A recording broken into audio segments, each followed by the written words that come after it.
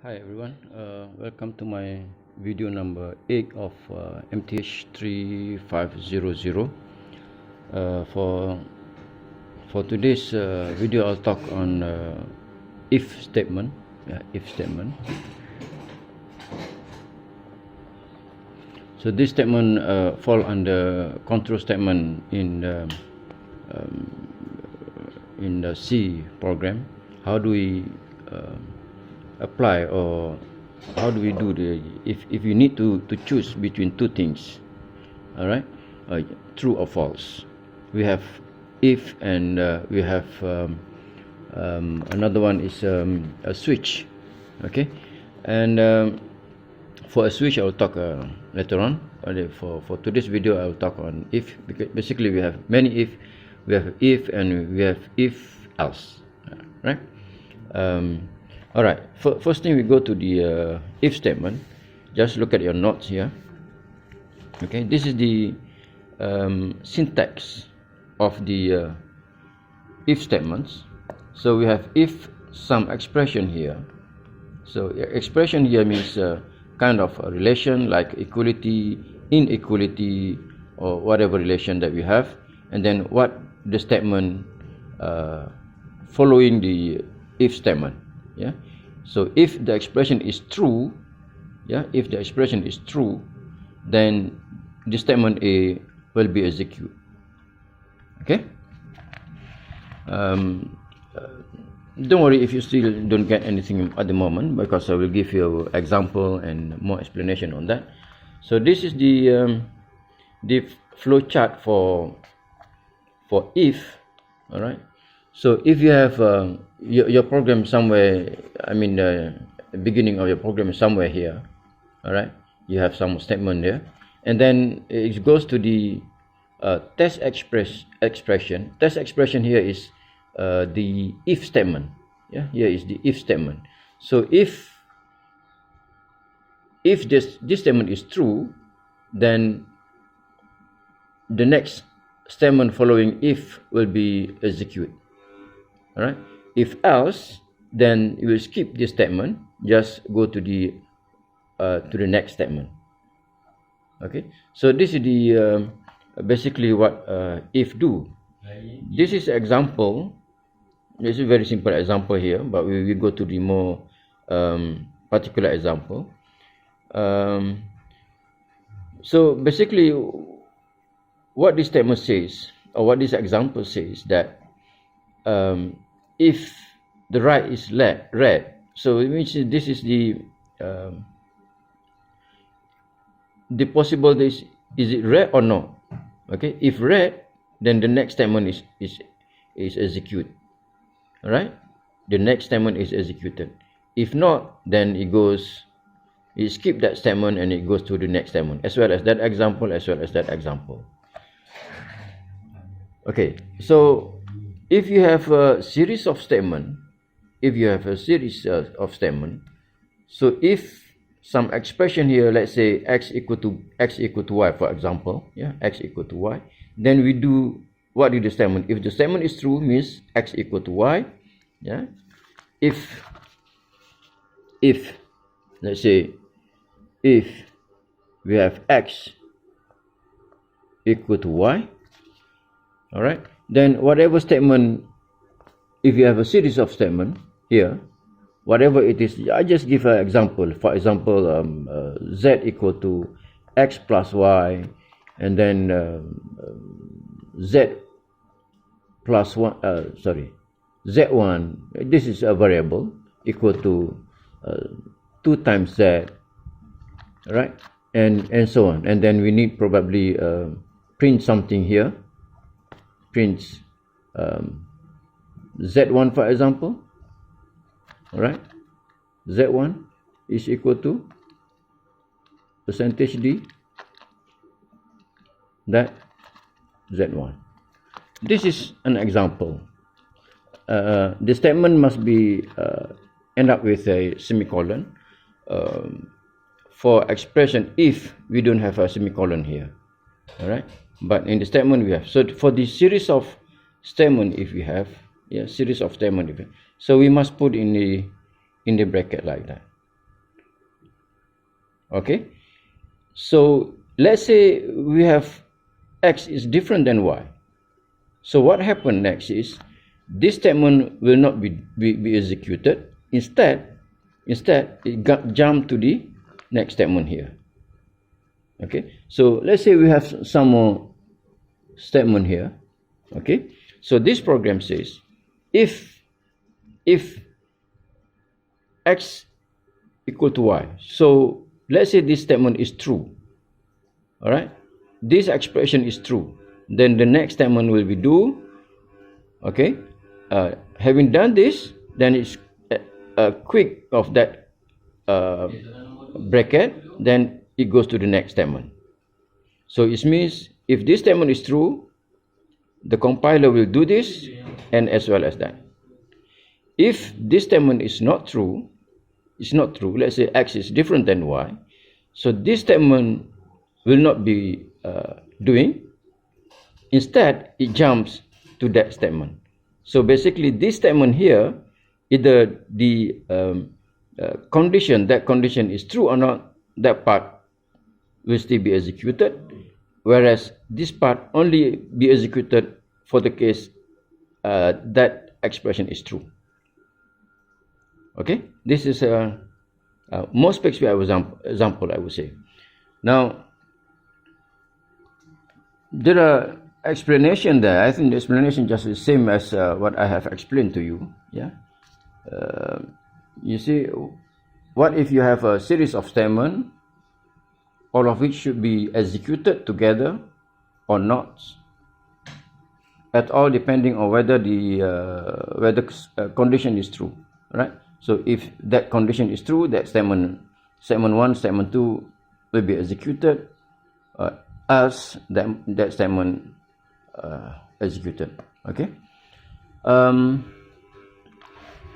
There are some examples. So this is the flow chart of the if statement or if sequence, if control, just the same as I explained earlier, but in this case we have a series of statements. So in the case of we have more than one statement, you put in bracket. Okay. So example, this is a more particular example apart from the one that I gave earlier. All right, here we have if x is greater or equal to 0, then these two statements will be executed. So sum is plus equal to x. So you know what does it means. This means that so sum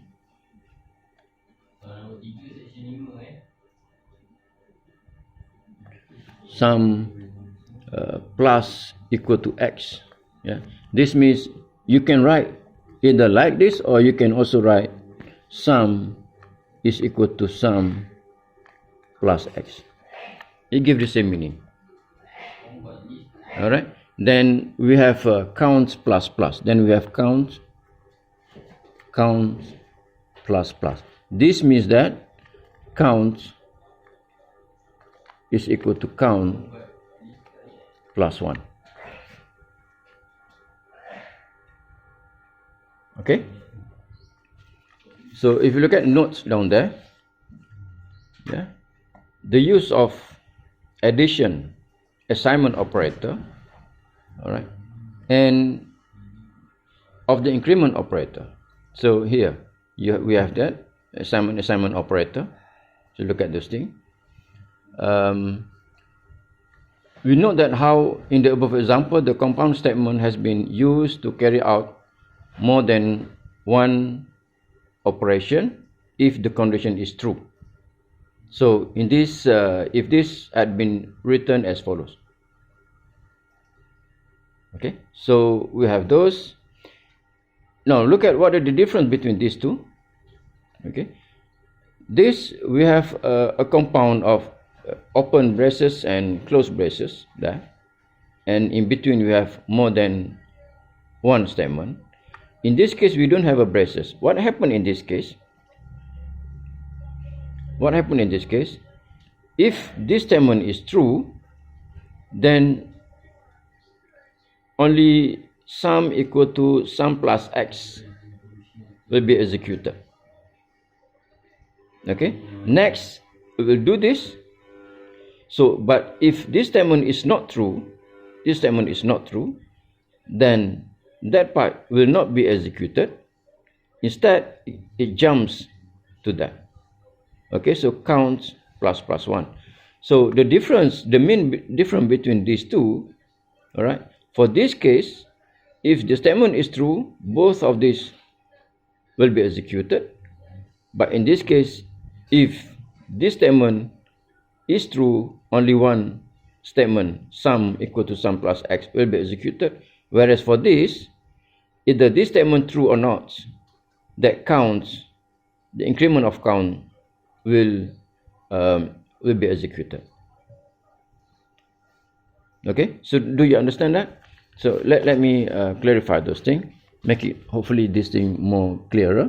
If x greater than or equal to 0.0, then sum is just the same as that, sum plus equal to x. Okay, you know the meaning of this, I have explained here. This is just same as sum equal to sum plus x, where this is the old value of sum, this is a new value of sum. Okay, where sum, old value of sum, of course we got before the if statement, somewhere above that statement. And then we have another one is counts, just like count plus plus. Okay, this is better arrangement. So which means if that condition is true, then one will be executed, and next that statement will be executed. Else, if this is not true, this statement will not be executed, and instead it's jumped directly to that statement. Okay, so from you have many statement over there, and then it means after that it goes directly to that, if that condition is not true. Okay, all right, so let's move on.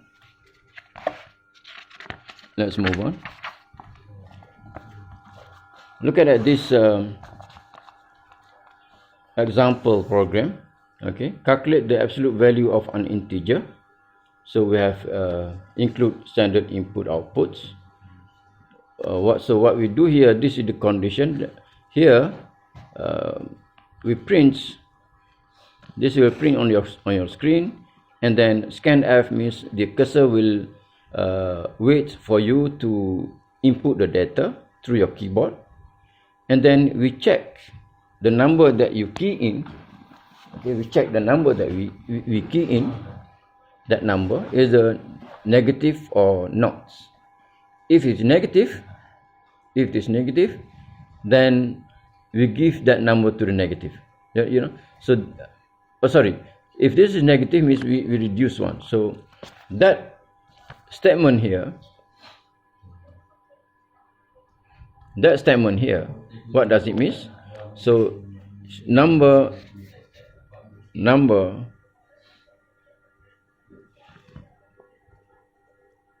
equal to negative of that number, which means this number, this is the old value of number. Old means the one that you insert or you input through your keyboard. All right, and then we multiply by that negative, so means we invert those from positive to negative, or from negative to positive, because we multiply by negative here.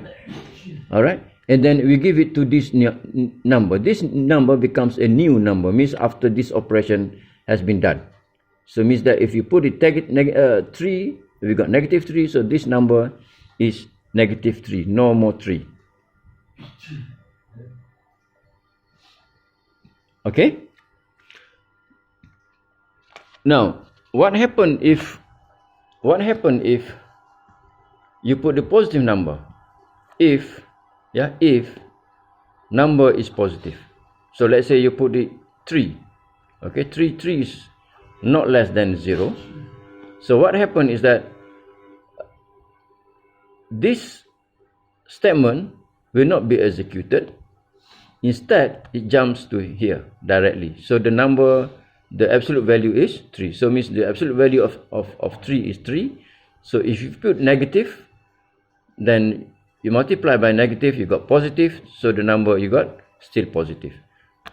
Okay, so that's the output that you got. Okay, so the above program check the value of the input number to see if it is less than 0. If it is, then the following program statement which negates the value of the number is executed.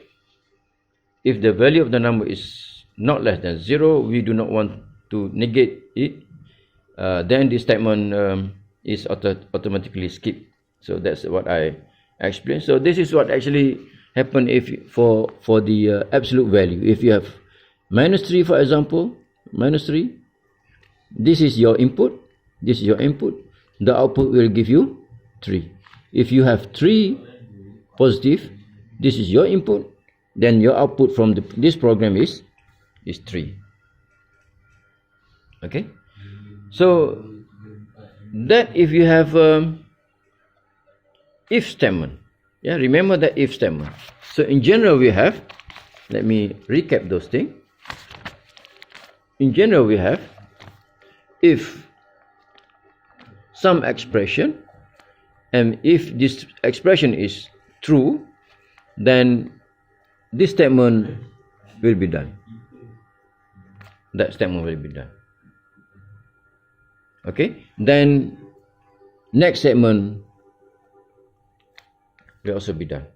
If this statement is not true, that part will not be done. It's jump directly to that statement. Of course, here you have some more statement up here. You have some statements up there. Okay, so we have done with if statement. Now let's go to if-else statement. So I will explain to you what the difference between if and if-else statement. So first thing, look at this.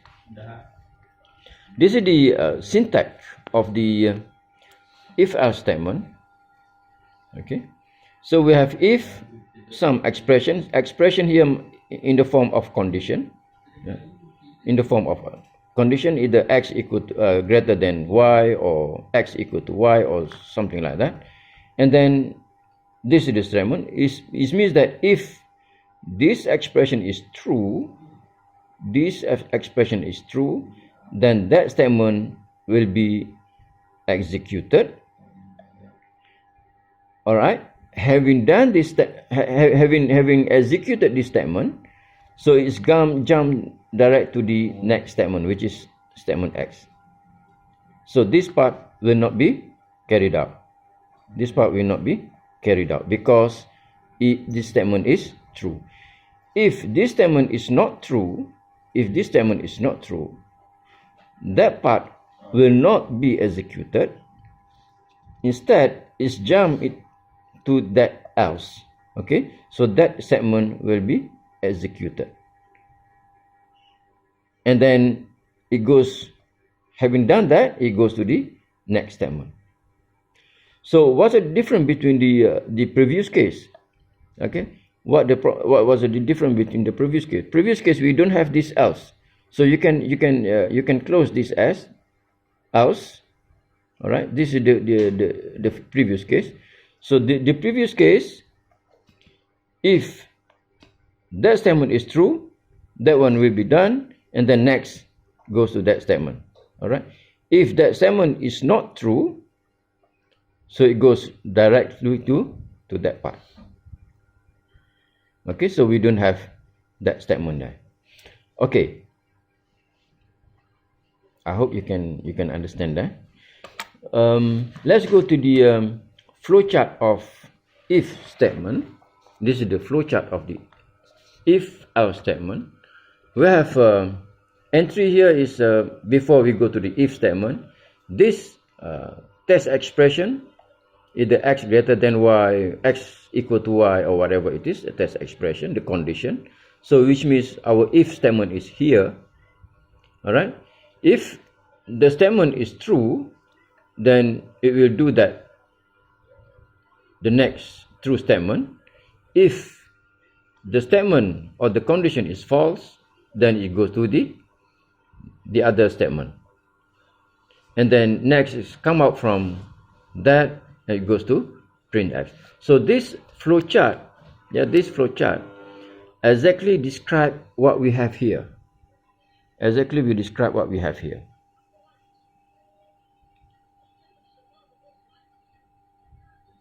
Okay, now look at example.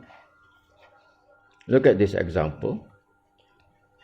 If n greater than equal to 4, of course here you have some more statement, and then followed by that if n greater than equal to x, then we do this average.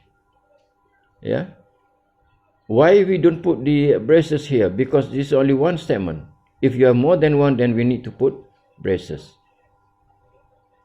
Okay, now if you look at here, divide by n, here you need to declare n as a float.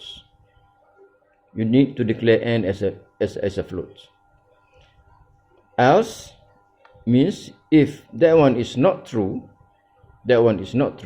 let's say you have n is less than 0, you have a negative number n, and then we print that statement.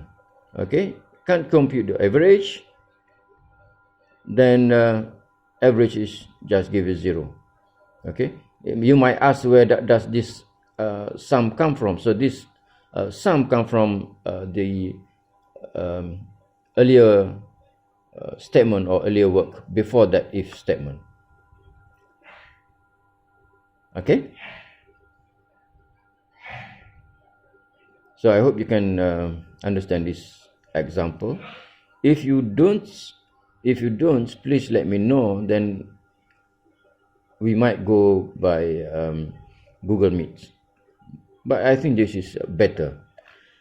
Okay, look at this example. In this example, number 5, what we have, create a flowchart and pseudocode for a program that determine the largest of 3 numbers using the following simple two-step method.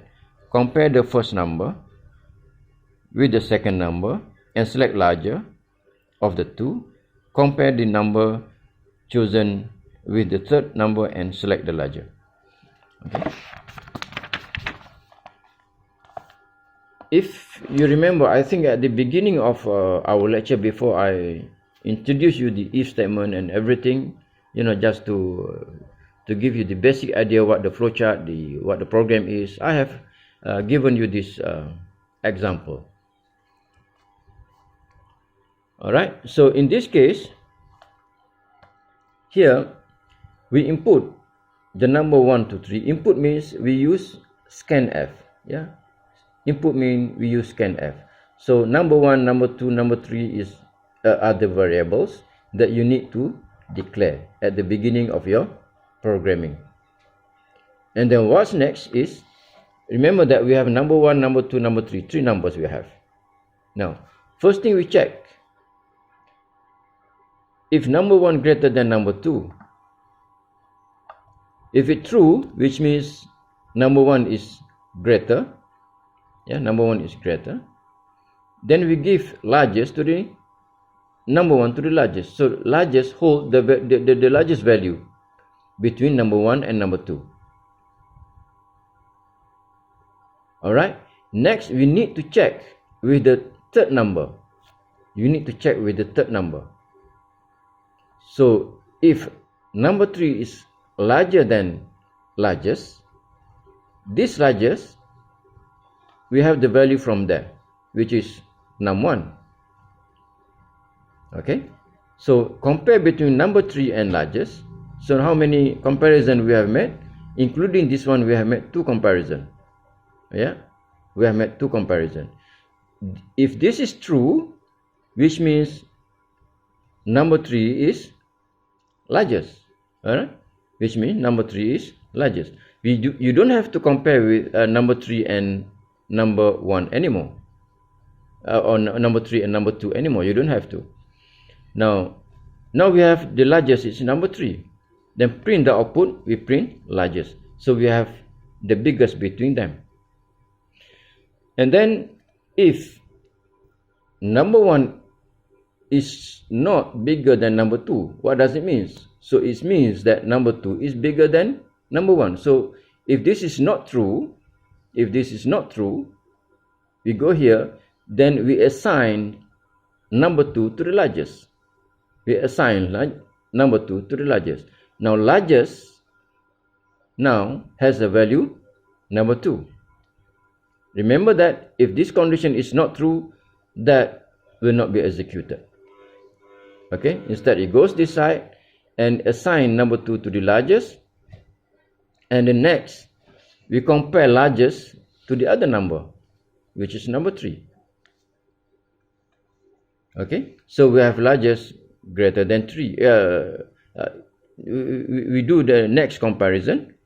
If number 3 is larger than largest, then if this statement is true, then we assign number 3 to the largest, then we print the outputs. If not the case, which means largest is greater than 3. Yeah, largest is greater than number 3. So it means the output is largest. Okay.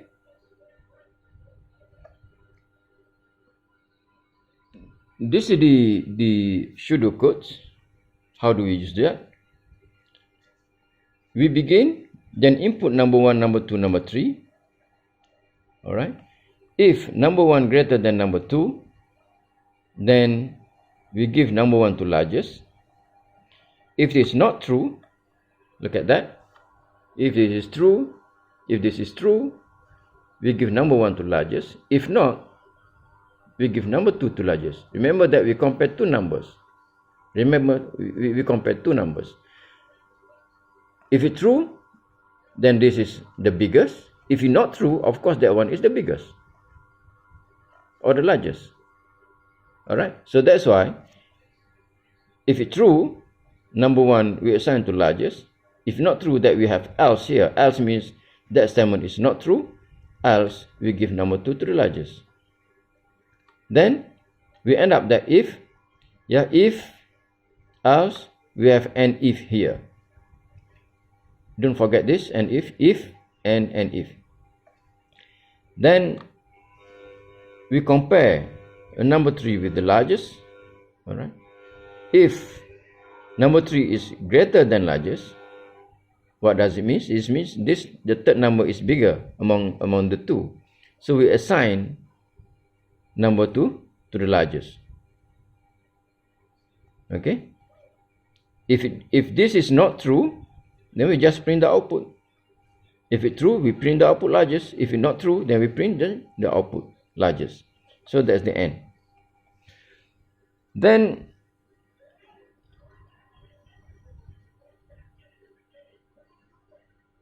okay, so I think from the flowchart as well as from the pseudocode here, maybe you can try to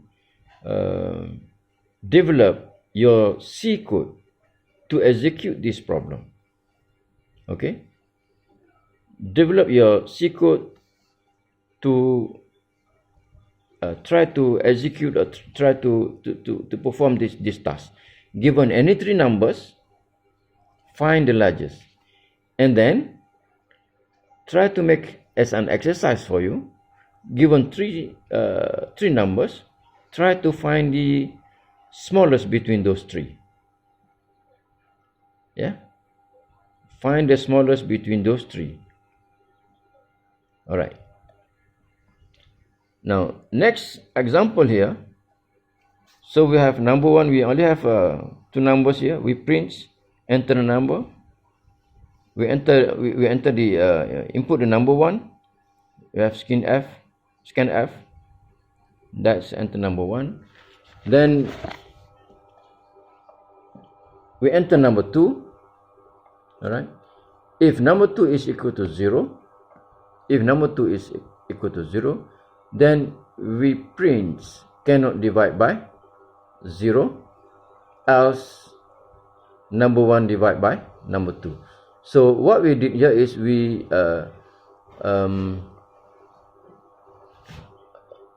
divide number 1 and number 2, provided that of course number 2 cannot be 0. If it's 0, then you try, see what happens, see what the compiler do if you put 0 here. Yeah, you can try. Okay, without the if statement here. Okay, either it give you error, or it give you the statement given like divide by 0 or somewhere, or something somewhere in the compiler. You try that. Okay, this return cannot divide by 0 because we put the condition here. But if you don't put the condition, see what happens. Try it for yourself. Okay, for the next, I will give on the nested if else statement. So for that, I will give it in the next video. So for now, before I end up this video, let me recap a little bit. First, I've given the if statement. Just you have if, then we have if else and if. Yeah, if else and if. And then next we go to the nested if. What is the nested if else statement? So for that, I stop here and thank you.